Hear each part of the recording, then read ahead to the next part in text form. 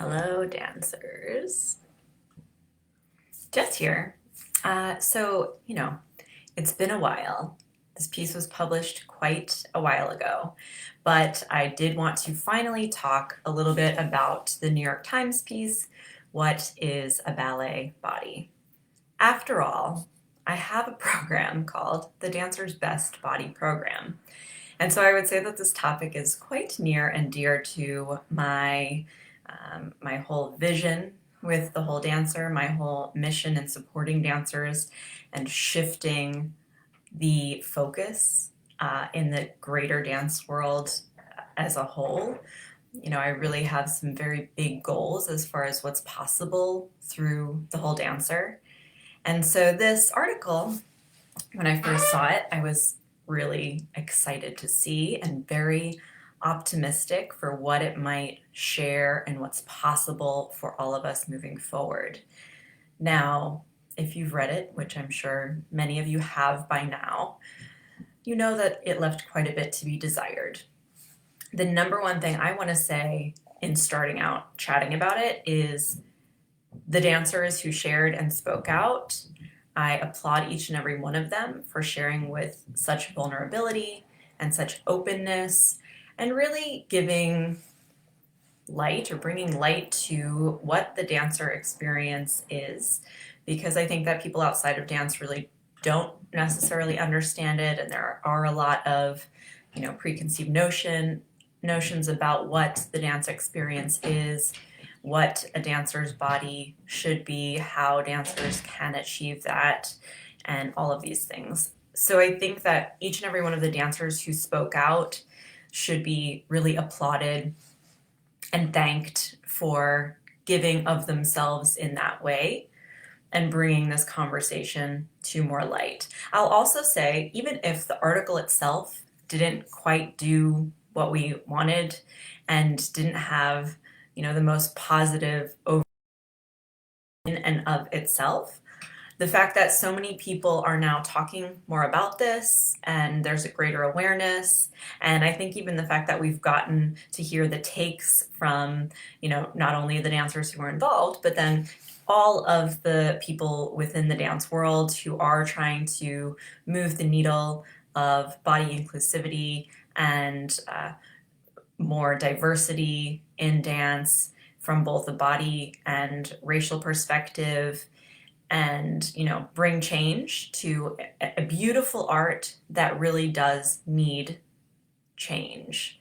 I think that for those reasons there are certainly benefits to it.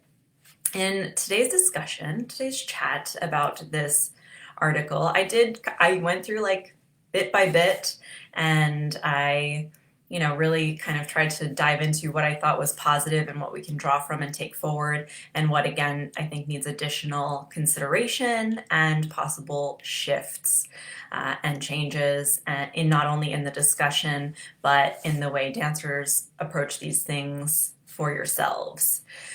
So I have some quotes that I'll bring up, and then some thoughts and some additional thoughts, again, based on the work that I do with dancers and the change that I think is possible and what I think we might want to do moving forward. One of the things the writer said that struck me and I found quite bothersome, and this was in the beginning, was that weight can interfere with a seamless sculptural quality.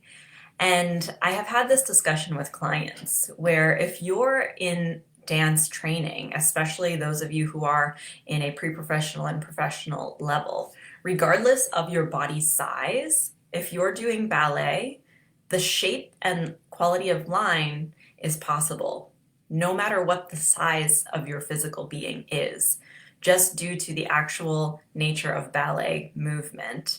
And so therefore, weight doesn't interfere with line.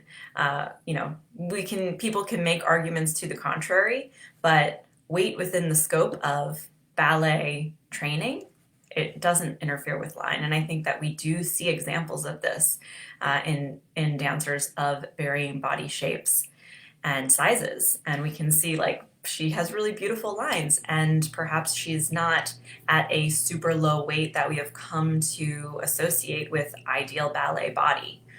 So that one's just kind of bothersome. And also, it's just not true. It's a false statement that we've kind of been indoctrinated to believe. Within the article, we also have conversation of specific weight numbers, which is always triggering and not a necessary piece of the conversation. And I talk about this a lot, mostly because, when dancers hear that so-and-so weighs this amount, they instantaneously compare and say, well, if she weighs this much and she's this tall, then I should weigh this much because I'm this tall. And this is true, I would say, not only for younger dancers, but up through professional levels. So we really don't need to bring these specific weight numbers into conversation. Full disclosure too is this knowledge of what's triggering to people and sensitivity towards it has gotten more and more mainstream over the last few years. And the Whole Dancer has been around for over 5 years, and I guarantee that I have shared numbers in the past that I no longer would feel compelled to share with you all because I know that it's not productive. And once again, I'm more keenly aware of the level of comparison that comes into things when we speak of specific numbers associated with weight.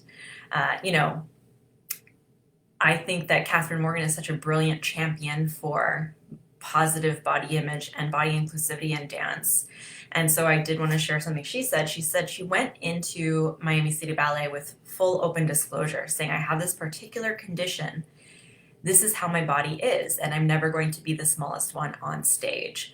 So I felt that, and I always have felt this way, that her story was particularly disheartening because she was very clear as far as what's possible for her from a health and body perspective, and yet she was still faced with this sort of constant and ongoing criticism.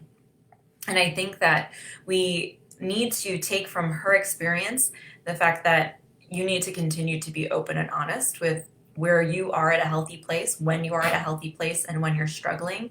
And I even feel that the more we loop in artistic staff into these sorts of conversations, the better they'll get at understanding that your healthiest may be a different size than they want you to be or think you should be. And this is really tied into this concept of health is not shown by a number on the scale or a particular body shape and size. And that's something else that has to be sort of considered as we move forward in what is a ballet body, what is a healthy ballet body. Maybe that's what we need to work on. And then I loved also what Chloe Freitag shared when she said, you can have insane stamina, powerful strength, and a really different looking body than somebody else next to you who has the same stamina and the same strength. We have to change the standard of how we identify a qualified dancer. And that's huge. And that's something too that I talk about not only in an ongoing basis, but that's what the Dancer's Best Body program is about. It's about your personal best body, which doesn't look necessarily like anyone else's. Where you have your highest level of stamina and strength is not where anyone else might have their highest level of stamina and strength. And this is something that we have to really work to wrap our heads around and understand. And it's so challenging because the comparison aspect of dance is huge. And that's why, again, like the whole numbers conversation is so dangerous because it's all so much about comparison. But what she speaks to is your personal best. What is your best? And when do you feel your best in dance? And these are the things I want you to start to consider as you move your journey forward. Now, another big criticism for me is that we make the assumption that this pressure starts when you get to a professional job. And this is what the writer said, but once they're hired, the protective bubble of school fades. And I will say that ballet schools and professional training programs, while some are brilliant and very mindful of the language that they use with dancers and how they speak about things, and even some who have a very clear process of not addressing bodies at that age. And this is also something that I wrote about for Dance Teacher magazine because it's you're of an age when you're training in school that you may have not gone through puberty. Some dancers go through puberty much later. Bodies are still changing. So having weight and body conversations in school is really not fair and dangerous. And so, but they happen, and teachers in schools say very damaging things. And even if the teachers themselves are not saying very damaging things, sometimes dancers pick up on what they think is the ideal dancer body based on what they see around them on Instagram and with professional dancers. And so it perpetuates itself even when the dance teachers are coming from a very positive and supportive place and telling them, no, your body is your own and it's perfect and brilliant and can work at any size. So even when dancers are hearing that, they see other things. And so again, schools are just not protective bubbles. And I do think one of the big things that needs to be addressed is the way schools approach conversations around body and weight. And even the fact that if they decide to have these conversations, or they should have these conversations and talk to dancers about what they're seeing on social media and what they're hearing elsewhere. And if they amongst themselves are having these very dangerous conversations around, oh, it would be better if we ate less, or we should probably only eat these things. There's a lot to contend with because we have messages on diet from media that are very readily available, and sometimes parents talk about these things in a not super healthy and supportive way. And so there's a lot to contend with, but I do think that because of the focus on body in dance, there is a responsibility of dance schools and dance teachers to make sure they're addressing it from a positive perspective and not just bringing in a nutritionist to have conversations, but speaking about relationship to body, relationship to food, because it's so much bigger than what you're eating, and making sure that dancers are not just having these conversations, but building on them and doing things that help to maintain and build confidence and positive body image moving forward. The article spoke about racism in ballet, which needs its own ongoing conversations focused on that specifically, because obviously that's a huge issue. Luckily, it is something that is becoming more and more mainstream and discussed, and companies are at least acknowledging that they need to be more diverse and inclusive and find ways not only at the professional level, but at the school level and the starting levels for young dancers, getting in dancers of every race and gender identity within their programs, because we need to move this way, because this is where the world is moving, and if ballet doesn't follow suit, it will be left behind, and it's already struggled with some of that. Now, there has been a lot, it says there's been a lot to fix in the culture, and such changes take time and commitment, and 100% they do. And we have to start really putting more time and commitment into these necessary changes in order, again, to not be left behind. Now, I stick by my initial thoughts around what Jonathan Stafford and Wendy Whalen said. I think that they were speaking in a very positive way that was moving things in the right direction. A healthy body is a strong body, and a ballet body of today has muscles. I mean, I would go beyond that to say a ballet body of today may be of a varying size than what we in our minds think is the ideal perfect ballet body. And again, as I said in the beginning, that doesn't distort lines. When people are training in ballet at a pre-professional and professional level, different sizes of bodies will still have beautiful lines because of the way ballet is done. When it's done in a technically proficient and, again, like professional level training or company, there are going to be beautiful lines on these dancers regardless of body size, and that's something that we need to make sure that we acknowledge and work to believe if you don't believe it yet, because it's so true. The costume comment was challenging for everyone, and Marika Molnar saying that I think the aesthetic for ballet will probably go back to the way it was because they have to fit in their costumes. And this, again, it's important to note that the dancers who are working at a professional level and fueling themselves properly will still be fitting in these costumes.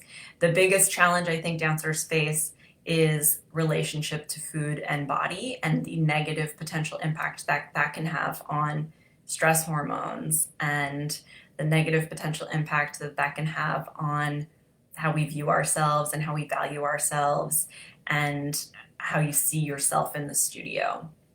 So those things need to be addressed much more in order to find that place where we are getting to the acceptance, the level of acceptance that's necessary for not just ourselves, but shifting in ballet as a whole. Some of my final takeaways will be that, you know, it opened up the fact that the pressures you may be feeling around your body are being felt by dancers at every level of the profession. And, you know, obviously Lauren Lovett is someone who's at the peak of career, and she decided to retire, and I think that that's lovely and brilliant for her. But if someone at the principal level of New York City Ballet feels the same body pressure that you do, something's got to shift. I believe a large portion of this work can start internally for dancers, because we can't control what happens outside of ourselves. So we can't immediately get rid of all the bad actors in ballet who are making these comments and statements that are so damaging to dancers. And well, I mean, I would like to do that. I think that we should do that. I think that weeding out these people who are perpetuating negativity and who are doing extreme damage to such young bodies and minds with the things that they say, these people do need to be weeded out. But in the meantime, dancers, I would encourage you to start within yourselves and think about how you respond to what you see and how you respond to the messages you receive, and take your power back, because you do have the power to shift the way you respond to these experiences and these comments. And it takes strength, and it takes commitment, and it takes support. And, you know, these are things that when I was pursuing dance, I needed support and I didn't have it. So I would encourage you to seek out support and know that you can move through dance with a healthy mind and a healthy body and a positive relationship to food and feeling confident, and your ballet body will perfectly appear, and you will live and breathe in it so fully when you give yourself that love and care and support. What's next? You know, like I said, we need to weed out the bad actors. Schools should be on top of this, because again, if schools know when they have teachers who are saying these things. There should be a way for students to anonymously report comments that teachers have said to them, whether in front of the whole class or individually, so that if somehow the heads of a school are not aware of what a teacher is doing, they can be revealed in this way so that those teachers can be removed. I think that parents should seek out as much information as possible, not only from current dancers at schools where their children are training, but former dancers from schools where their children are training or considering training. Even summer intensives, damage can be done there. So you've got to really question the people in charge. What are your policies around body? How do your teachers address body? Do your teachers bring up body on a one-on-one or group way? And how is that addressed? And what do you see the value of those conversations? All of those things. Companies need to change the way they address these things. And it has to come from a curious and inquisitive perspective versus accusatory or blaming or taking things away. And so companies should, if they see a dancer change physically in a way that they are not happy with or questioning or think is not that dancer's personal best, they need to start a conversation with that dancer. One of my current clients had a conversation with the artistic staff at our company where she said, I'm trying to figure out my relationship with food and my body, because it has been really negative for the whole of my dance training and career. And they had this really, and I have to say, this is a company that I would applaud, and I think that they reacted so well to it because they were only supportive. And, she brought it up to them to say, my body may change over the coming months, and I'm not sure how it's going to change. And I just kind of need to be allowed to be okay with these changes. And they were so happy for her that she was getting support and making changes to the way she addressed her body and food.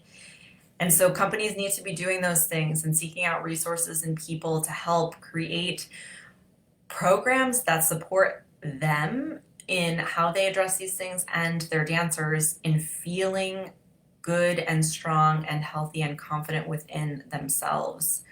And then finally, dancers, you all, like I said, this work starts for you internally. But I also think that, and this is something I've been talking about for such a long time in a many different respects, but dancers need to use their voices so much more. I mean, when I was dancing professionally, I really only remember the men ever speaking out about things, and it would be, things like, we need a 5-minute break, and it would be any of the times that things were kind of being done that were not fair or right. It tended to be the men who were speaking out, and I understand why it was that way, especially this was, like over 10 years ago, so that's part of it too. But ladies, men, everyone, we need to start speaking out and using our voices and saying when things are not right. And, if someone says to you, your weight is not right, and you're in a good place with, like I said, food and body and confidence, I want you to have the power to respond to them and say, no, this is my body at its best, and this is how it's going to be. And if they say, well, this is not acceptable to us, we have to work towards that level of empowerment where we can say, okay, I'm going to have to look elsewhere for work. And that's scary, and that's, not a fun prospect when we have in our heads, again, messages that this is the way it is, and if you don't conform to what we want, then, dancers are a dime a dozen, so just go find somewhere else to be. We need to take the power back and say it's going to be okay. Say to yourself, it's going to be okay. In fact, it's going to be better if you can take this stand for yourself and your own well-being and say, well, I'm not going to stay here and do this. And the word will get out to the point where I believe dancers can start to say, I don't want to dance for that company. I'm not even going to audition because I know how they treat their dancers, and I don't think that it's worth it. It's really going to be so much more worth it for you to find a place that respects and supports and provides resources than trying to fit into a box of someone else's preference. So those were my long-winded thoughts on the New York Times article, What is a Ballet Body? And again, your best body, as you learn, as the dancers who have gone through the Dancer's Best Body program have learned, is totally different than anyone else's, and only you know when you're there, and you get to decide what it is. And so take that power back and own it, and live in it and revel in it, and really find the confidence to say, you know what, this is my best and I feel great. And that's what it's about, feeling great. And when you feel great in your body, you're going to love what you're doing in dance. And then you'll be a better dancer too, which is something that I always talk about, is that end game of just like feeling better and dancing better and taking the focus off of your body and putting it onto the dance. So like I said, long-winded thoughts on the What is a Ballet Body piece from the New York Times. I would love to know your thoughts. So if you stuck with me this whole time, in the comments, or send me a DM, what were your thoughts on the article? What are your thoughts on my takeaways and perspective on it? And I will catch you all next time. Thanks, dancers.